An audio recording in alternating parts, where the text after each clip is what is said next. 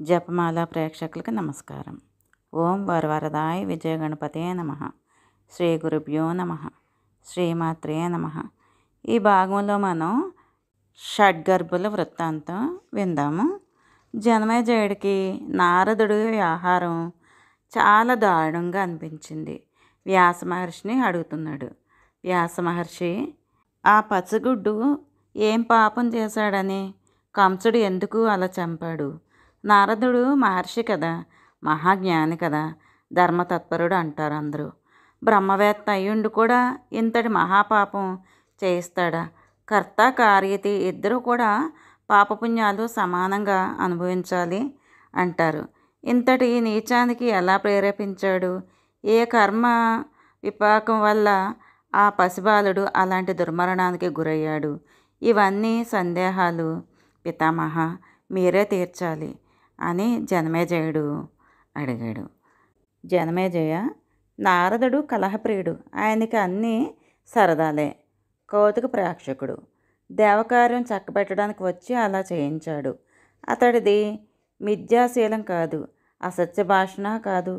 దేవకార్యం నిర్వర్తించడమే అతనికి ఎల్లప్పుడూ కర్తవ్యం. ఆ విషయంలో అంతఃశుచి బహిశ్శుచి రెండూ ఉన్నవాడే అతను.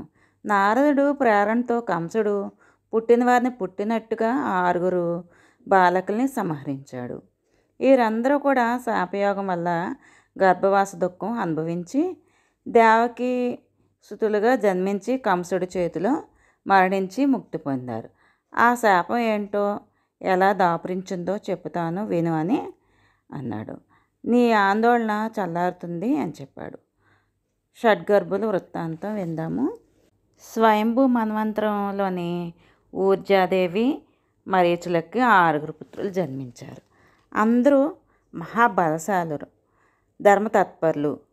బ్రహ్మదేవుడు తన కూతురు పట్ల కామాతురుడవడాన్ని గమనించి వీరు పరిహసించారు.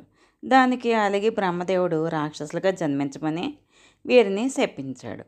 అనంతరం కొంతకాలానికి వీరు 6 కాలనేమికి సుతులే జన్మించారు. అటుపైన హిరణ్యకశిపునికి పుత్రులయ్యారు. రాక్షస వంశంలో పుట్టిన సహజంగా జ్ఞానము కనుక శాంతచిత్తులై తపస్సు చేసి దానికి బ్రహ్మదేవుడు సంతోషించాడు. బాలకులారా, పూర్వం ఒకప్పుడు క్రోధంతో మిమ్మల్ని శపించాను. ఇప్పుడు నీ తపస్సులకి సంతోషించాను. ఏదైనా వరం కోరుకోండి అని చెప్పి అన్నాడు. బ్రహ్మదేవ, అయితే మాకు దేవ మానవ గంధర్వ సిద్ధులు ఎవరి వల్ల మరణం లేకుండా వారు మిమ్మల్ని అడిగారు. వారు వేడుకున్నారు. చతుర్ముఖుడు అంగీకరించి అదృశ్యమయ్యాడు. హిరణ్యకశిపుడు ఈ వార్త తెలిసి అతి క్రుద్ధుడయ్యాడు. నన్ను వదిలేసి మీరు వరాలు పొంది కులుకుతామనుకుంటున్నారా అని మండిపడ్డాడు. నన్ను మీరు వదిలేసారు కాబట్టి నేను మిమ్మల్ని వదిలేస్తున్నాను. పొండి, పాతాళానికి పొండి, అక్కడ నిద్రావసులే పడి ఉండండి. ఎప్పటికో దేవకి గర్భంలో ఏటేటా ఒక్కొక్కరు జన్మించండి. క్రిందటి జన్మలో మీ తండ్రి కాలనేమి అప్పుడు కంసుడుగా ప్రభవిస్తాడు. అతని చేతిలో మీరు శిశువులుగా మరణిస్తారు. ఇది నా శాపం, మీరు పొందిన వరాన్ని వృధా చేసే శాపం. పొండి పొండి, పాతాళానికి పోయి నిద్రపోండి అని హిరణ్యకశిపుడు శపించాడు. జనమేజయ, అలా శాప్తులే జన్మించి షడ్గర్భులుగా కంసుడిని ద్వారా వధింపబడ్డారు. శాప విముక్తి కలిగింది. దేవకి సప్తమ గర్భంగా ఆదిశేషుడు అంశ ప్రవేశించింది. 5వ నెల నిండగానే యోగమాయ తన యోగశక్తితో ఈ గర్భాన్ని సంరక్షణ చేసి తీసి రోహిణీదేవి గర్భంలో ప్రవేశపెట్టింది. ఇది టెస్ట్ ట్యూబ్ బేబీ మాట. అప్పట్లోనే టెస్ట్ ట్యూబ్ బేబీలు ఉన్నాయని మనకు తెలుస్తుంది. దేవికి గర్భస్రావం అయిందన్న వార్త నగరమంతటా వ్యాపించింది. కంసుడు నిర్ధారించుకొని సంతోషించాడు. భూభారాన్ని తొలగించడం అనే దేవకార్యం కోసం శ్రీమన్నారాయణుడు దేవికి అష్టమ గర్భంలో ప్రవేశించాడు. గర్భవాస క్లేశాన్ని అనుభవిస్తున్నాడు తాత అన్నాడు. జనమేజయ, ఏంటి మనవడా సందేహం అడిగాడు వ్యాసుడు. వ్యాస మహర్షి, కశ్యపాంశ వచ్చి వసుదేవుడయ్యాడన్నావు, శేషాంశ వచ్చి గర్భ వినిమయంతో బలరాముడయ్యాడన్నావు. విష్ణుమూర్తి అంశ అష్టమ గర్భంలో శ్రీకృష్ణుడిగా ఉంది అన్నావు. బాగానే ఉంది. కానీ మిగతా దేవతలు కూడా తమ తమ అంశాలతో ప్రభవించమని ఆదిలోనే వ్యూహరచన చేశారు. శ్రీహరి ఆజ్ఞాపించాడు కదా.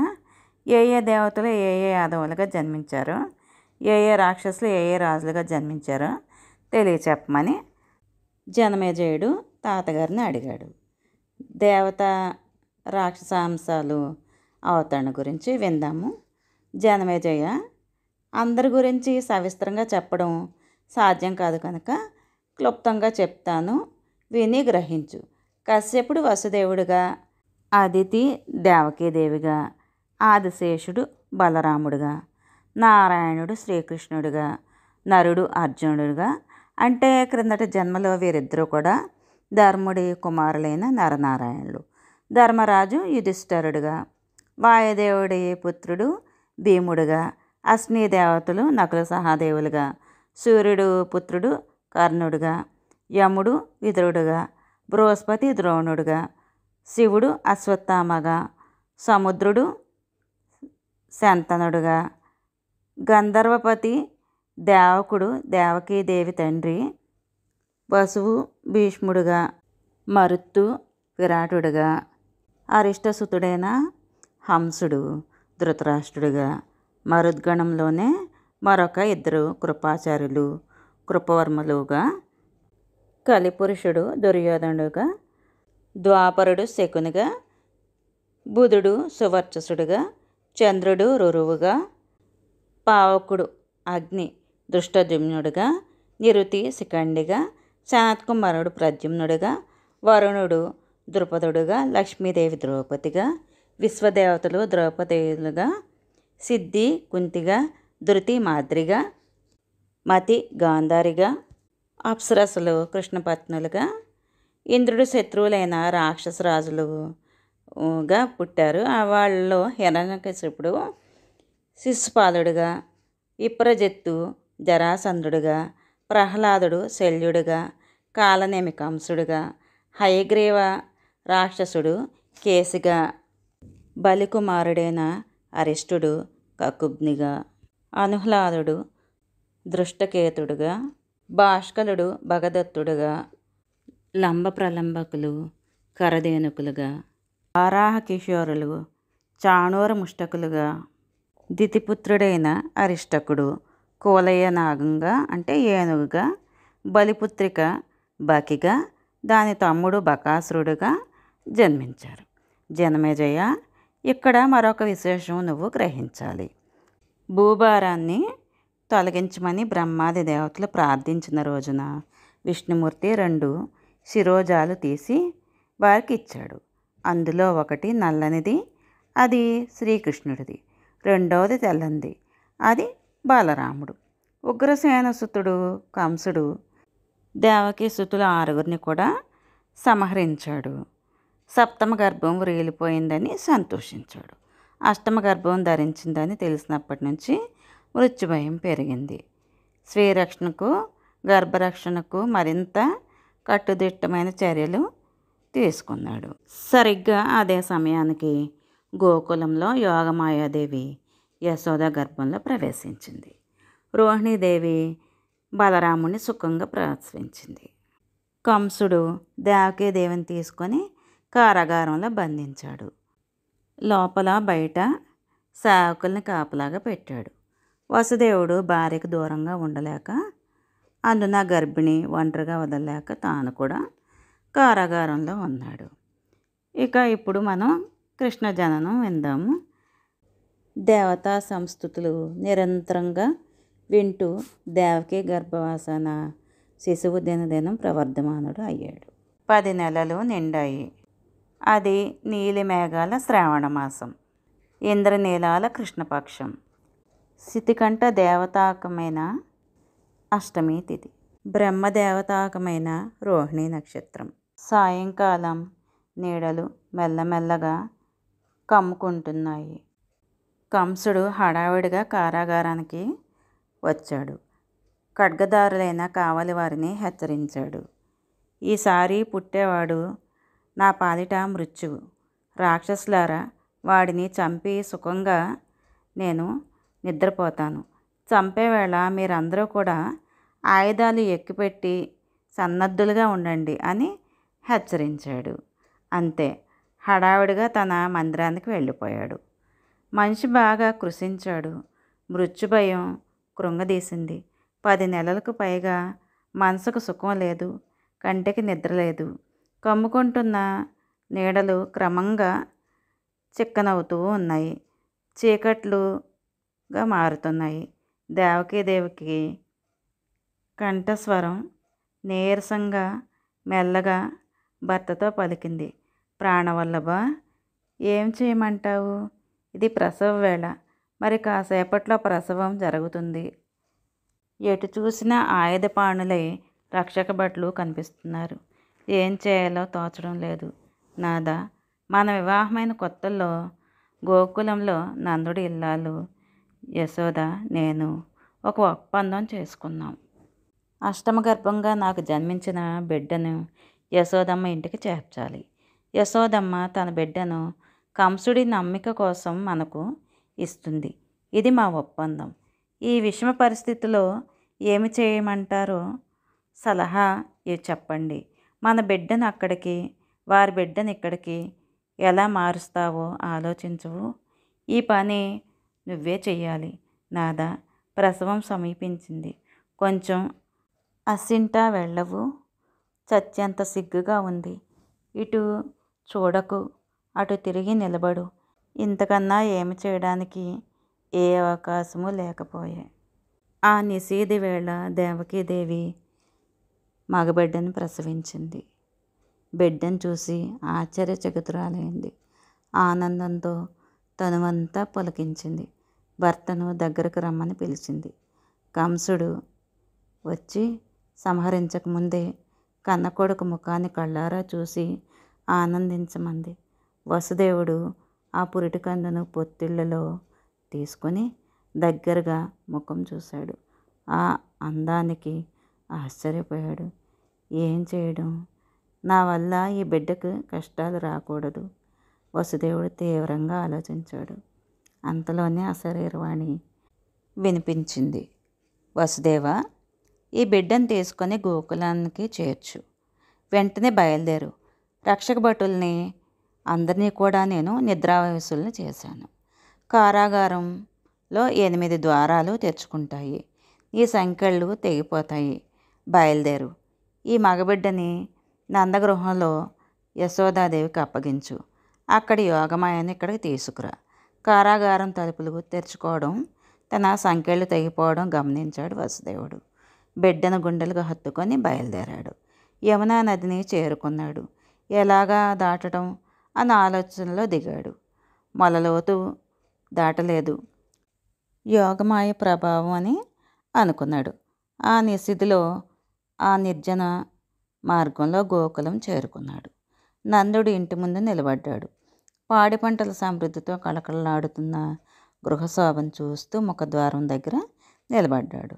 కారాగారంలో దేవకీదేవి మగబిడ్డను ప్రసవించిన సమయానికి యశోదాదేవి ఇక్కడ ఆడబిడ్డని ప్రసవించింది. త్రిగుణ స్వరూపిణి యోగమాయ జన్మించింది. శైరేంద్రియ రూపధారిణి అయిన ఆది పరాశక్తి ఆ ఆడపిల్లను తెచ్చి వసుదేవుడికి అందించింది. వసుదేవుడు చేతుల నుంచి మగబిడ్డను తీసుకొని లోపలికి వెళ్ళింది. యశోదమ్మ పక్కన పరుండబెట్టింది. వసుదేవుడు త్వరగా కారాగారం చేరుకున్నాడు. అలికిడి కాకుండా ఆ బిడ్డను దేవకి పక్కన పరుండబెట్టాడు. క్షణకాలం నిశ్చేష్టుడై భయాతుడై ఏం జరిగిందో తెలియని అవస్థలో నిలబడ్డాడు. ఆ క్షణంలో ఆ పసిబిడ్డ ఇప్పుడే జన్మించానన్నట్టుగా పెద్ద పెట్టున రోధించింది. రక్షక భటులు ఉలిక్కిపడి లేచారు. పరుగు పరుగున వెళ్ళి కంసుడికి సమాచారం అందించారు. మరుక్షణంలో కంసుడు అక్కడికి చేరుకున్నాడు. వసుదేవ, కొడుకుని తీసుకురా. అష్టమగర్భ సంజాతుడు కదా, ఇతడే నా మృత్యువు. ఇప్పుడే సంహరిస్తాను అని ఆజ్ఞాపించాడు. వసుదేవుడు భయంతో వణికిపోయాడు. కళ్ళల్లో నీళ్లు కుక్కుకున్నాడు. పిల్లని తీసుకొని వెళ్ళి కంసుడికి అప్పగించాడు. ఆడపిల్ల అని కంసుడు ఆశ్చర్యపోయాడు. అష్టమ గర్భంలో మగపిల్లాడు పుడతాడని చెప్పి ఆకాశవాణి చెప్పినమాట. నారదుడు చేసిన హెచ్చరిక అన్నీ వృధా అయ్యాయే. వసుదేవుడు మోసం చేసే అవకాశం లేదు. కారాగారంలో ఉన్నాడు. రక్షక భటులు అంతా సావధానులై కాపలా కాస్తున్నారు. మగపిల్లాడే జన్మిస్తే ఎక్కడికి పోయే అవకాశం లేదుగా. ఆడపిల్లే పుట్టి ఉంటుంది. సందేహించాల్సిన అవసరం లేదు. అసలే కాలగతి విషమంగా ఉంది అని ఆలోచించి వెంటనే పాషాణ హృదయుడైన కంసుడు ఆ బాలికను కాళ్ళు పట్టుకొని బండరాతి మీద విసిరాడు. చేతి నుంచి జారిన ఆ బాలిక ఆకాశానికి ఎగిరింది. దివ్య రూపం ధరించింది. మృదుస్వరంతో పలికింది, పాపాత్ముడా, నన్ను చంపి ఏమి ప్రయోజనం? బలవంతుడైన నీ శత్రువు జన్మించనే జన్మించాడు, నిన్ను సంహరిస్తాడు అని పలికి అదృశ్యమైంది. కంసుడు మరింత ఆశ్చర్యపోయాడు.